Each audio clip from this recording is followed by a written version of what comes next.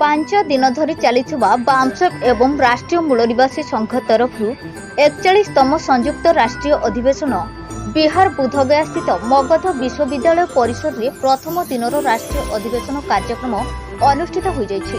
ବାମସେଫ୍ ରାଷ୍ଟ୍ରୀୟ ଅଧ୍ୟକ୍ଷ ମାନ୍ୟବର ୱାମନ ମେଶ୍ରାମ ସାହେବଙ୍କ ଅଧ୍ୟକ୍ଷତାରେ ମୁଖ୍ୟ ଅତିଥି ଭାବେ ଭାରତୀୟ ସେନା ମାନ୍ୟବର ବିଜୟ କୁମାର ଯୋଗ ଦେଇଥିବା ବେଳେ ବିଶେଷ ଅତିଥି ଆନ୍ତର୍ଜାତୀୟ ସଂରକ୍ଷକ ମାନ୍ୟବର କୁଳଦେବ ସିଂ ରାଠୋର, ଉଦ୍ଘାଟକ ଉତ୍ତର ପ୍ରଦେଶର ପୂର୍ବତନ ଆଇଏଏସ୍ ମାନ୍ୟବର ବୀରପାଲ ଗଙ୍ଗୱାର, ଅତିଥି ଭାବେ ଭାରତୀୟ ସେନା ମାନ୍ୟବର ଏମ୍ଜି ଯୋଗ ଦେଇ କାର୍ଯ୍ୟକ୍ରମର ଶୁଭାରମ୍ଭ କରିଥିଲେ।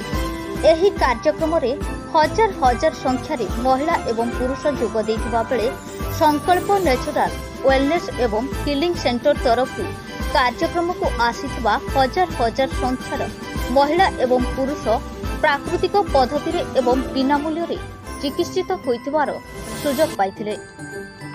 ଚିକିତ୍ସା ଯୋଗାଇ ଦେଇଥିଲେ ବଲାଙ୍ଗୀର ଜିଲ୍ଲାର ପ୍ରାକୃତିକ ଚିକିତ୍ସକ ଡକ୍ଟର ପ୍ରବୀଣ ନନ୍ଦ ଏବଂ ଉତ୍ତର ପ୍ରଦେଶର ପ୍ରାକୃତିକ ଚିକିତ୍ସକ ତଥା ଯୋଗ teacher ଚନ୍ଦ୍ରମୌଲି Yadav.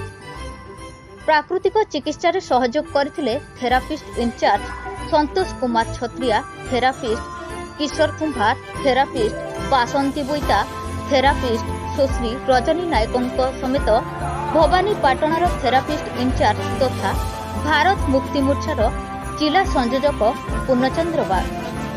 Bureau report, RN Odia news.